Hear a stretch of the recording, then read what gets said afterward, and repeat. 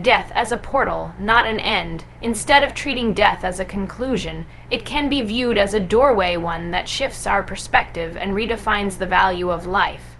What happens when we die? That's the question that echoes through every soul at some point in life. But here's something I want you to hear. Not with your ears, but with your heart. Death is not the end. It's not a finish line. It's a portal, a shift, a transformation. The way we've been conditioned to see death, as darkness, as silence, as something final, it's incomplete. You don't just stop, energy doesn't stop, souls don't just vanish. The people we've lost, the ones we've loved and buried, they're not gone. You feel them, you do, in dreams, in goosebumps, in memories that come out of nowhere and leave you in tears or laughter. That's not your mind playing tricks. That's presence, that's connection. That's a reminder that maybe, just maybe, this physical world is only part of the story. You see, I came face to face with the end. My body shut down, organs failed, everything I had known was being stripped away. But in that silence, I didn't feel fear. I felt clarity. I didn't feel alone. I felt surrounded. There was peace, not panic. And when I came back with one powerful understanding. Death is not a punishment. It's not even the opposite of life. It's the contrast that gives life its glow. We are not here to avoid death. We are here to live in a way that honors the space between birth and death, and maybe, just maybe, prepares us for what's next. I want you to think about this. If a caterpillar saw the cocoon as the end, it would never fly. If a seed feared the soil, it would never bloom. You, my friend, are not meant to live in fear of what comes after. You are meant to live in awe of it. To be curious, to wonder, to feel it not as something that steals, but as something that reveals. That's the shift, that's the portal, and when you embrace that mindset, your life starts to transform right here, right now. Suddenly the trivial fades, the comparison fades. What matters most, your truth, your love, your legacy, comes into crystal, clear focus. This is not about religion. This is not about having all the answers. This is about perspective. It's about recognizing that our story doesn't end when the breath leaves our body. It's about trusting that every ending is actually part of a much bigger, much more beautiful beginning. You are not a body with a soul. You are a soul temporarily in a body, and when that body lets go, the soul doesn't vanish. It expands, and in that expansion, it carries forward every lesson, every love, every ounce of light it gathered here. So what happens when we die? Maybe the better question is, what are we doing with the time we're alive, knowing that death is not the full stop, but the door to something more? Because when you stop seeing death as a wall and start seeing it as a doorway, you stop fearing it and start living for real. Let me know when you're ready to expand key point 2F or want a summary version F for quick delivery. Near, death teaches deep life. Those who have come close to death often return not with fear, but with clarity, purpose, and a burning desire to live more fully and authentically. There's something extraordinary that happens when you come this asterisk close to death. I don't mean brushing past danger or having a scary thought. I mean standing at the edge, feeling the stillness, touching the silence with your own breath. When you survive that, when you come back, you don't come back the same. You come back with eyes wide open.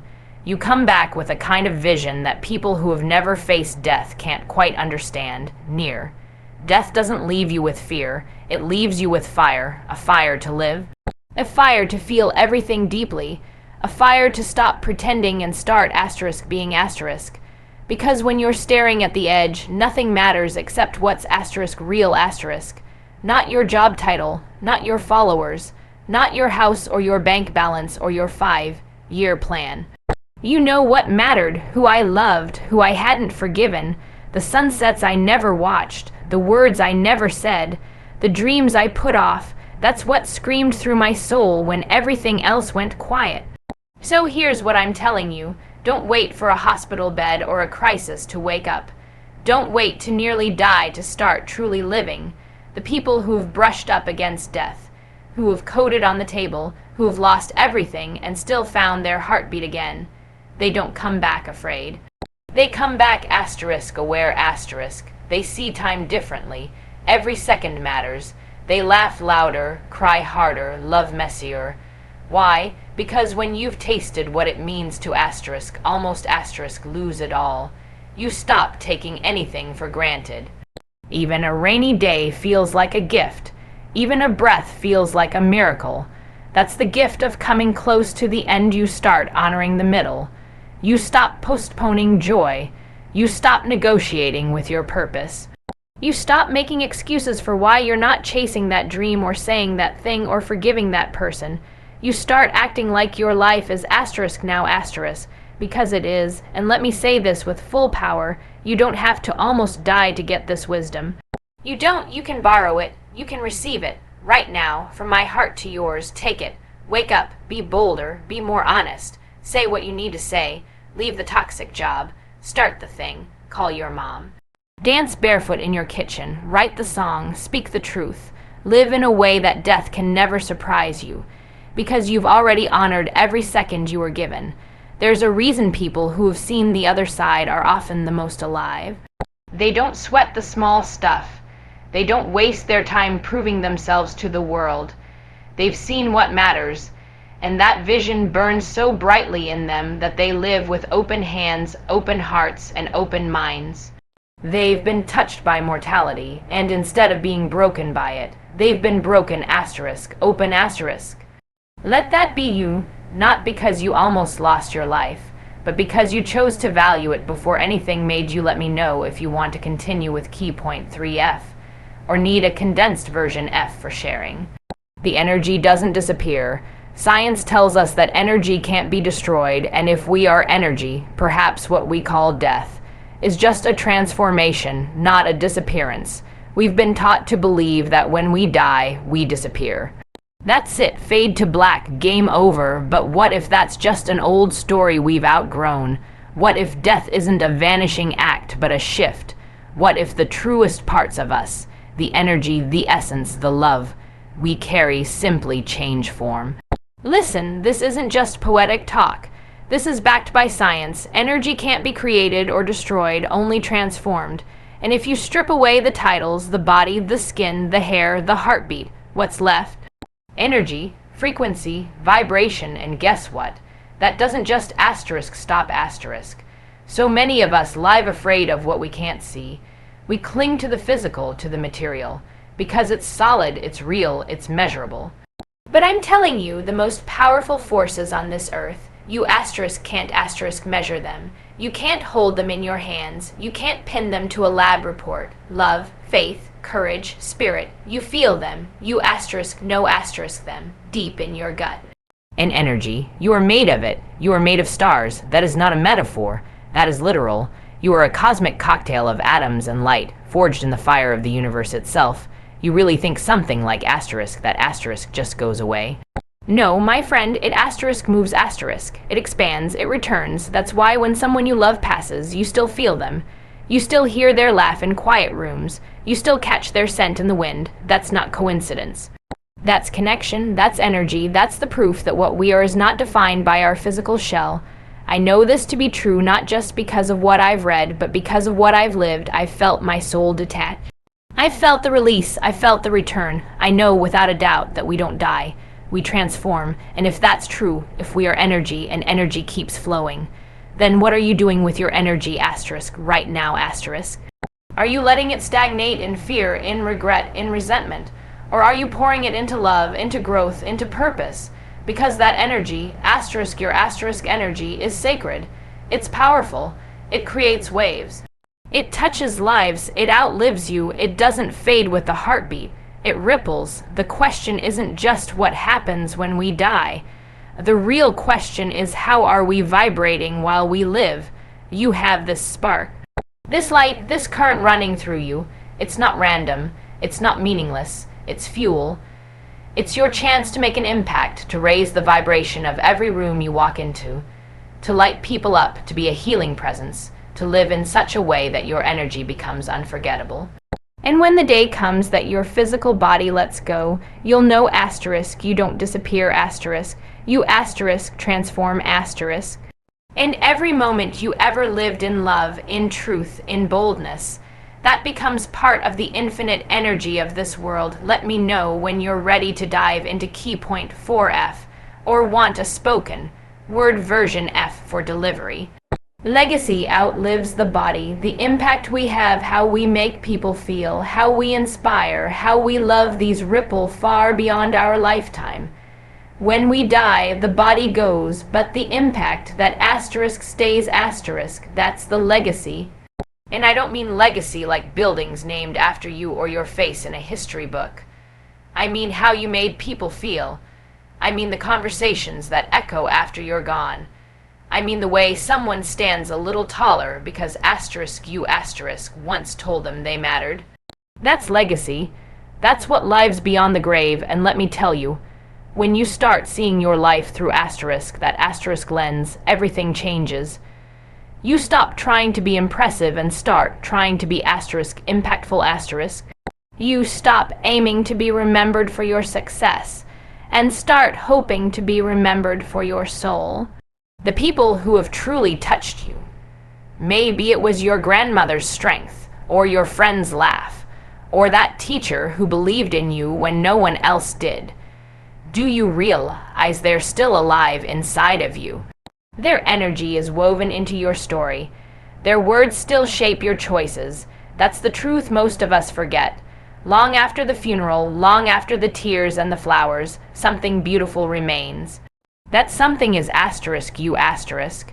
You are the legacy of someone else's love, and someone else will carry yours forward too, if you choose to live it with intention. So I'm asking you, what will people feel when they say your name? What will remain when you're no longer here to speak for yourself? Because the way you show up asterisk now asterisk writes that answer. The way you treat people in the small, quiet moments, the kindness no one sees. The forgiveness that cost you pride, the time you stopped everything just to listen, that becomes your imprint. And I promise you, people remember that. They remember the safety of your arms, the truth in your eyes. The courage you gave them just by asterisk being real asterisk. You don't need a stage to be legendary.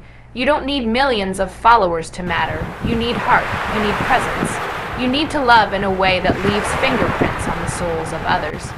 Because when the body is gone, when the voice is silent, your love still echoes. That's how powerful you are. That's how eternal your impact can be. And you don't have to be perfect to leave a legacy. You just have to be asterisk intentional asterisk. You just have to choose to matter to asterisk, one person asterisk, to one life, over and over again. Don't chase a life that ends in trophies. Chase a life that ends in whispers of, I'll never forget how they made me feel. Live in such a way that your absence feels like a presence. Live so fully, so boldly, so generously that the world doesn't go on without you.